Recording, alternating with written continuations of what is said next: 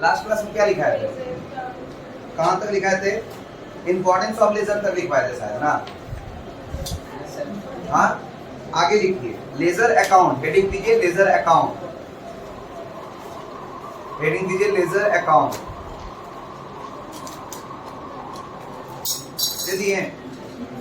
उसमें लिखिए an account is a ledger, a account in a ledger, in a laser that holds the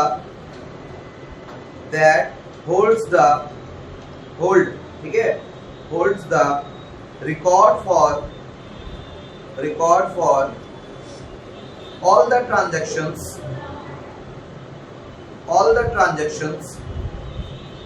relating to particular person, things, particular person, things or activity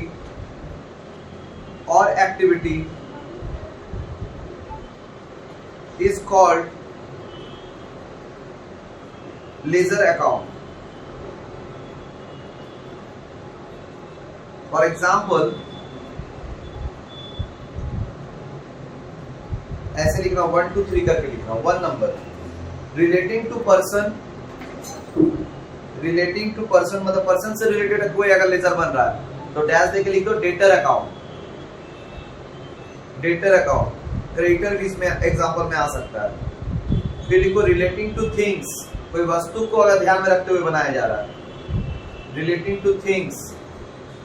नीचे second number stock account, relating to things dash देके stock account हो जाएगा तो बोलना good morning. Third number relating to activity, dash देके sales account, sales purchase ये सब क्या एक्टिविटीज है, समझे बात? तो 3 तरह का अकाउंट का इंफॉर्मेशन कलेक्ट किया जाता है, या तो पर्सन का, या तो थिंग्स का, या तो फिर एक्टिविटीज का। क्लियर हुआ? कुछ एग्जांपल दे दिए। अब नीचे लिखो अकाउंट एंड लेजर, हेडिंग लिखना है अकाउंट ओनली, अकाउंट ऐसे नहीं लगाना, अकाउंट एंड लेजर। नीचे लिखो अंडरलाइन करके नीचे लिखो the term account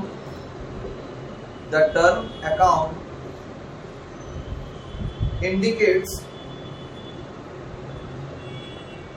the manner in which the information is set out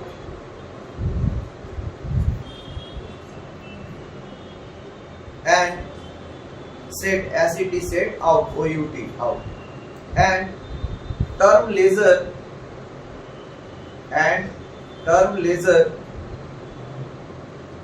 is the name given to the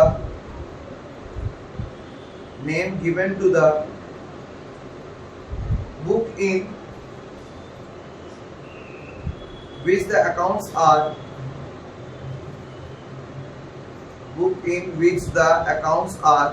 kept, KEPT, kept होता है ना, kept। अब हेडिंग दो फॉर्मेट ऑफ लेजर अकाउंट।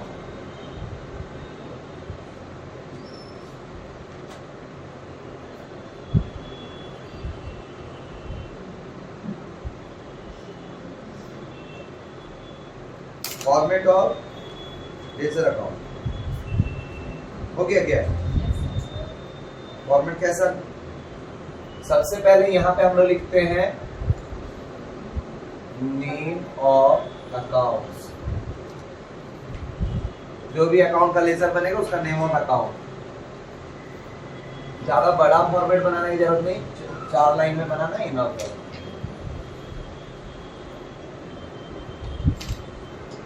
हमेशा सबसे पहले मार्जिन को छोड़कर हमेशा लेजर का जो अगर सही बनाना है तो पहले मिडिल में एक लाइन खींचना, उसके बाद इधर एक अमाउंट का कॉलम खींचना, सेम अमाउंट का कॉलम इधर भी खींचना, फिर इधर डेट का कॉलम खींचना, इधर भी डेट का कॉलम देना।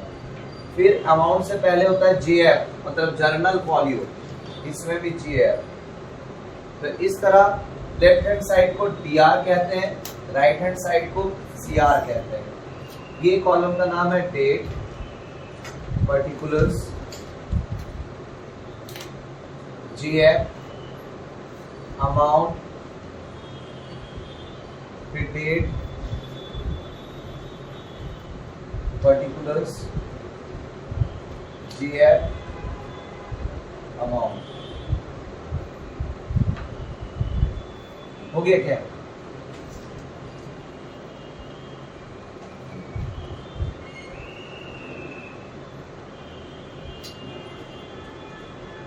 यह है लेजर का फॉर्मेट, ठीक है।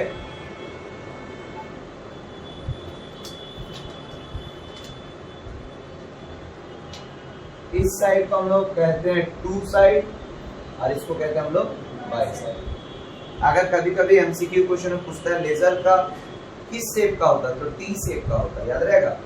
लेजर हमेशा क्या होता है? टी शेप का। ये ऊपर एक लाइन खींच के फिर बीच से लाइन खींच के उधर डेबिट होता है, इधर क्रेडिट होता है, इसलिए इसका नाम पड़ा है टी शेप, याद रहेगा।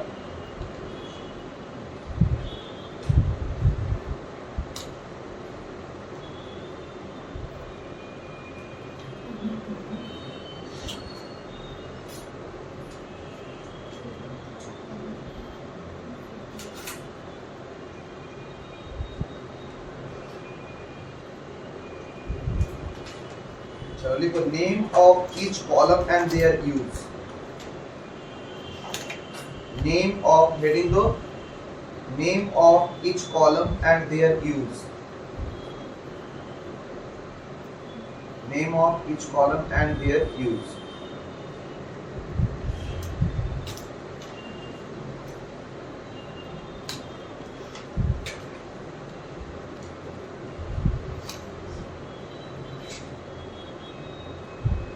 हुआ क्या है?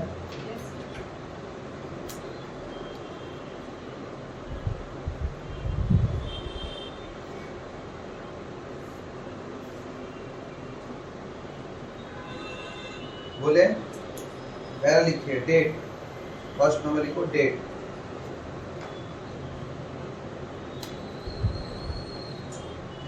लिखो डैश देके, in this column, in this column year, comma, months, months गलती से बोल रहे हैं, month and date of the transactions are recorded.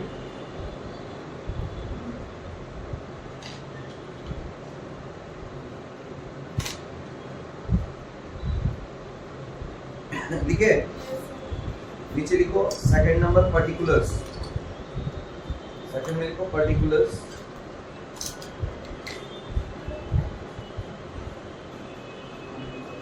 बोले the name of the other account, the name of the other account which is affected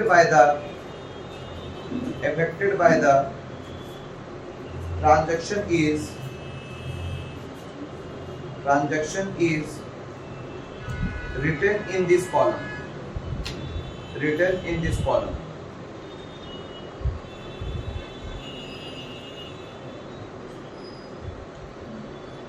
Full stop. On the debit side, written in this column, full stop.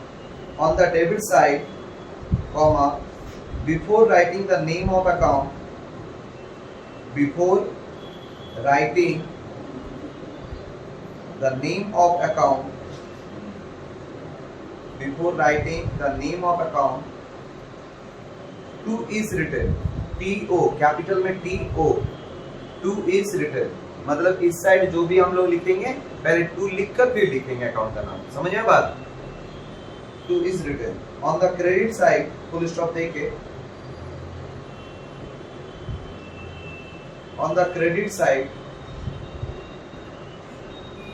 Comma, before writing the name of account, before writing the name of account,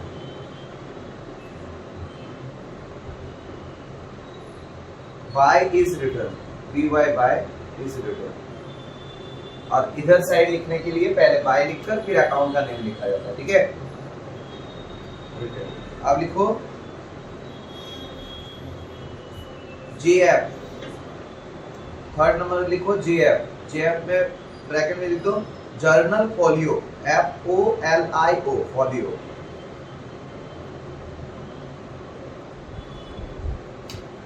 देखो in this column, the page number of the journal,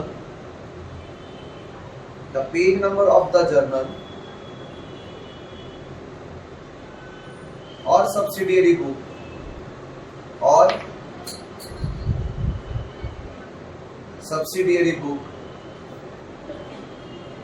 from which that particular entry is posted,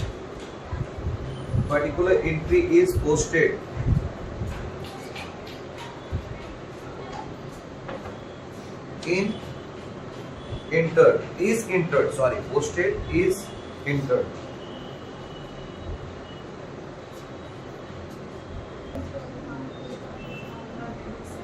कहाँ तक लिखे? Posted is entered, हो गया ना, ठीक है। मतलब इसका मतलब समझ में आया कि देखना हो सके जर्नल एंट्री 2-3 पेज का हो गया तो कौन सा पेज नंबर में वो जर्नल एंट्री लिखा हुआ है लेजर में, उस लेजर के सामने पेज नंबर लिख देना है। वही काम है ये 2 कॉलम का जो JF लिखता है। बात समझ में आया? बड़ा बड़ा फॉर्म में क्या होता है, ज्यादा एंट्रीज होता है, तो ज्यादा एंट्री कौन सा जगह पे वो एंट्री है वो खोजने में जैसे आसानी हो, इसलिए वहां पे पेज नंबर ये सब लिख दिया होता है, ठीक है। कोई दिक्कत है? नेक्स्ट अब लिखो अमाउंट, 4th पॉइंट का नाम है amount.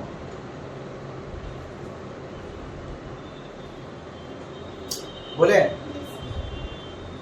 In this column the amount of the transaction,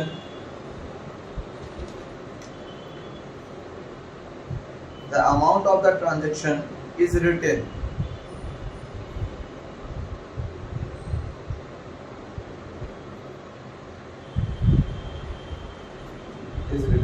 समझ आया बात?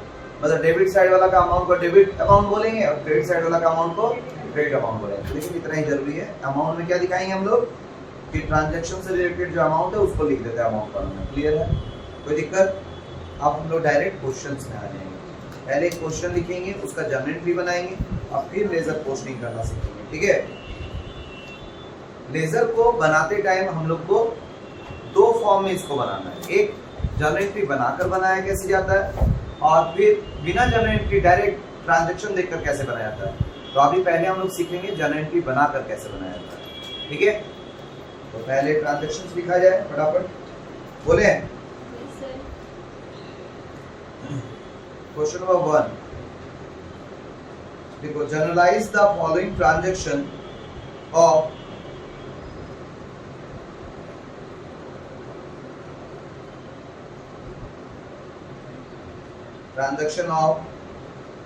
Banerjee fashion house.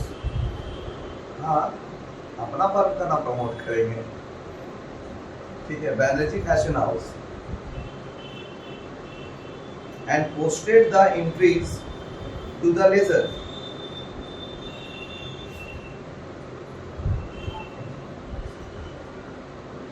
सिर्फ पोस्टिंग करना इसमें सीखेंगे, ठीक है। Post the entries to the ledger, ठीक है। आज मतलब अगर ये पूरा क्वेश्चन सॉल्व होता है तो आप सिर्फ पोस्टिंग करना सीखेंगे, ठीक है। हम लोग आज बैलेंस करना नहीं सीखेंगे। लेजर में बैलेंस करना सबसे मेन काम होता है, नहीं सीखेंगे सिर्फ पोस्टिंग करना कि कैसे जर्नल एंट्री से हम लोग लेजर में पोस्ट करते हैं, ठीक है। लिखो ट्रांजैक्शन 2020, डेट के नीचे डेट लिखना है, ट्रांजैक्शन के नीचे ट्रांजैक्शन, अमाउंट के नीचे अमाउंट, चलेगा ना। चलो लिखो जून 5 जून को, ठीक है। Business started with cash ₹2 lakh. Business started with cash ₹2 lakh.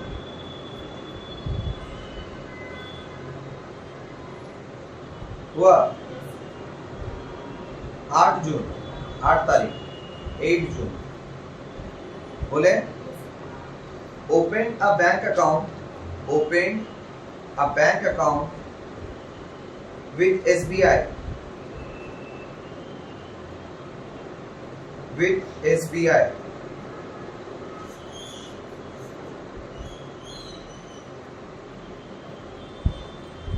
₹80,000.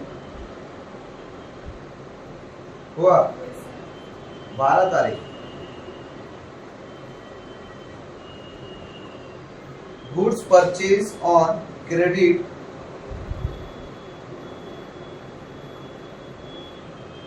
goods purchased on credit from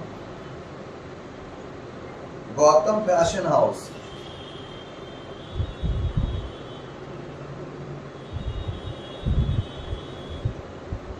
Rate from Gotham Fashion House ₹30,000. हुआ देखिए. फिर 12 तारीख को एक और है, purchase office machines, purchase office machines comma paid by cheque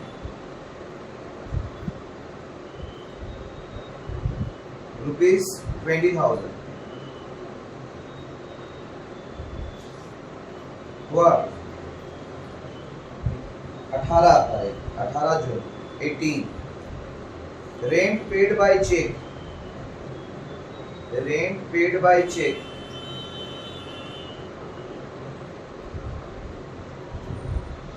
₹5,000. हो गया. 20 तारीख, 20 जून, sale of goods on credit, sale of goods on credit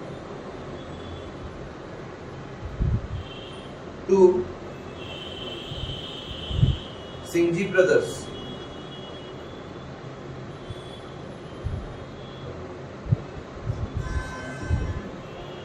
Singhi Brothers हुआ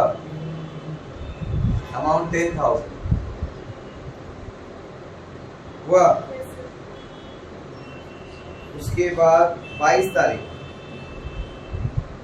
कैश सेल्स 15,000. 15,000 हुआ. 25 तारीख 25 जून cash paid to Gautam fashion house, cash paid to Gautam fashion house ₹30,000.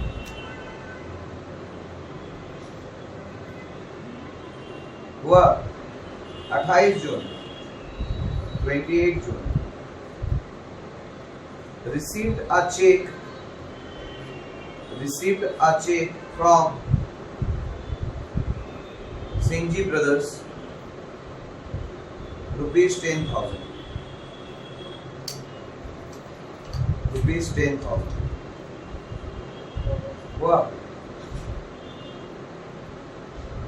फिर 30 जून, 30 जून salary paid in cash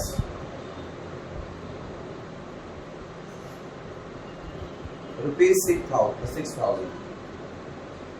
₹6,000 हो गया. चलिए पहले जर्नल एंट्री का फॉर्मेट बनाएंगे. जर्नल एंट्री का फॉर्मेट बनाएंगे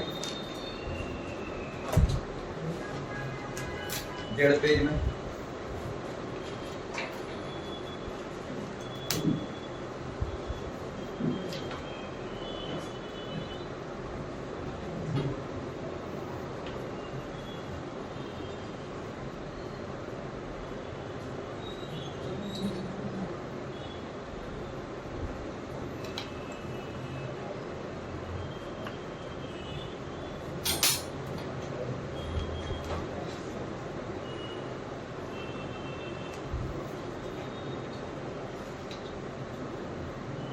जल्दी लिखो।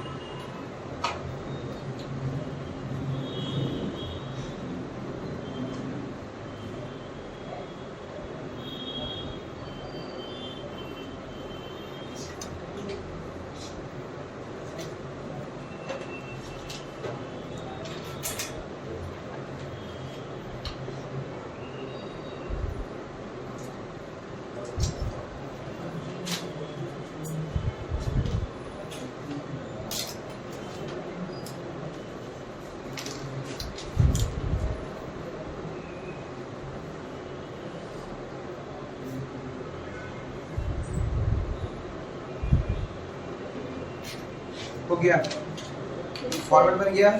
वैलिड डेट का कॉलम है 2020 लिखो, अंडरलाइन करो।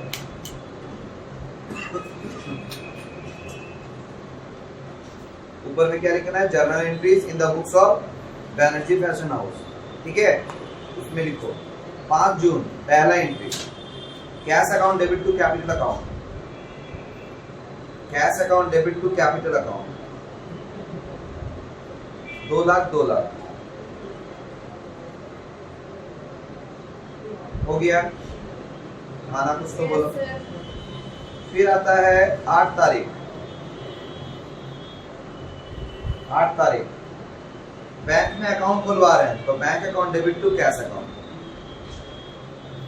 80,000 80,000, bank account debit to cash account 80,000 80,000 हो गया। नेक्स्ट 12 तारीख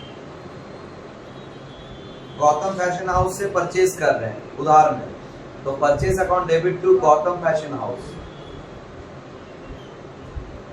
purchases account debit to Gautam fashion house account 30,000 30,000 हुआ। फिर 12 तारीख को ऑफिस मशीन खरीदे थे, तो वो भी चेक से पेमेंट किए, तो office machine account debit, office machine account debit to bank account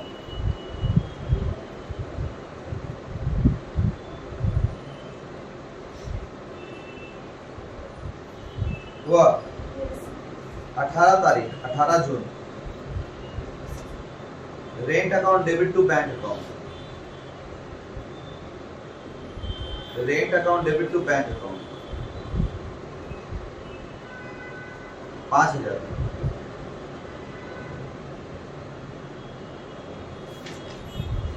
हुआ। 20 तारीख सिंघजी ब्रदर्स को सेल किए थे, याद है, तो Singhi brothers account debit to sales account, Singhi brothers account debit to sales account हो गया क्या। 10,000 10,000। फिर कैश सेल्स किए थे 22 को, 22 तारीख cash account debit to sales account, cash account debit to sales account 15,000 15,000 हो गया।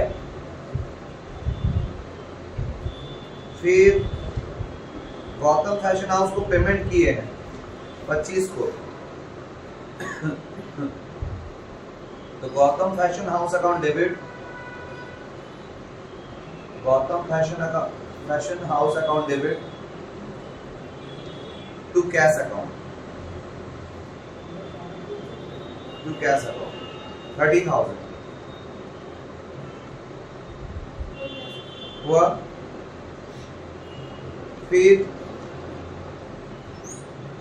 28 सिंघजी ब्रदर्स को पेमेंट किए थे, नहीं मिला था, सेल किए तो मिला था ना चेक, लेकिन मिला था, तो bank account debit to Singhi brothers account, bank account debit to Singhi brothers account 10,000 10,000 हो गया। फिर सैलरी पे करे 30 को, salary account debit to cash account,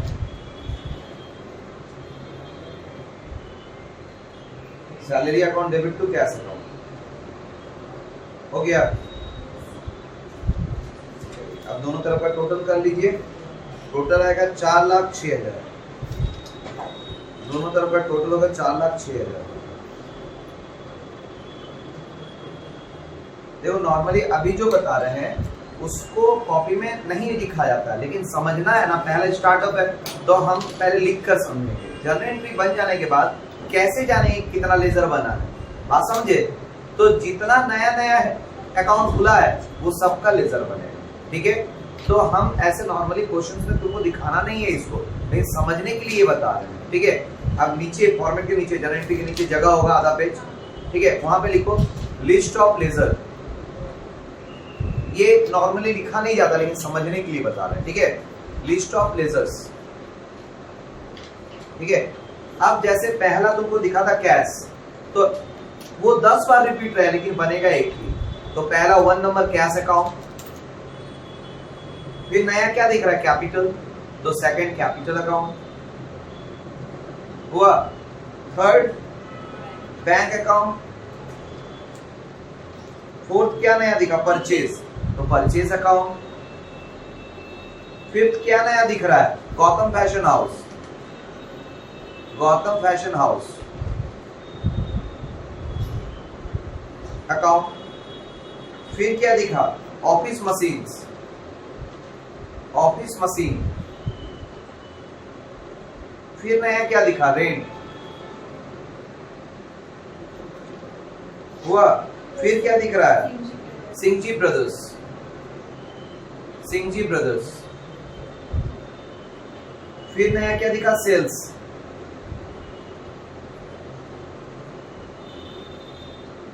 हुआ। फिर कुछ दिख रहा नया, फिर सैलरी अकाउंट।